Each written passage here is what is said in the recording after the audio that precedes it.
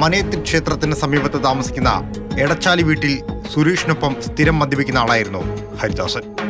പതിവ് പോലെ ഇന്നലെയും ഹരിദാസൻ എത്തിയെങ്കിലും മദ്യപാനം വാക്കുതർക്കത്തിലേക്ക് വഴിമാറി. കസേരയിലിരുന്ന് മദ്യപിച്ച ഹരിദാസന്റെ കഴുത്തിനേറ്റ വെട്ടാണ് മരണത്തിലേക്ക് നയിച്ചത്.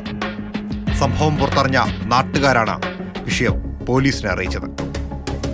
വലപ്പാട് പോലീസ് സ്ഥലത്തെത്തി വിവരങ്ങൾ ശേഖരിക്കാനായി സുഹൃത്ത് സുരേഷിനെ വിശദമായി ചോദ്യം ചെയ്തു.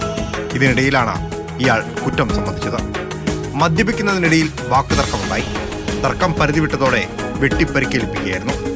വെട്ടുകൊണ്ട് കസേരയിലിരുന്ന തരത്തിലായിരുന്നു മൃതദേഹവും. ഇരിങ്ങാലക്കുടയിൽ നിന്ന് ഡോഗ് സ്ക്വാഡും വിരലടയാള വിദഗ്ധരും സ്ഥലത്തെത്തി തെളിവുകൾ ശേഖരിച്ചു. വിശദമായ ചോദ്യം ചെയ്യലിനായി സുരേഷിനെ കസ്റ്റഡിയിലെടുത്തിട്ടുണ്ട്.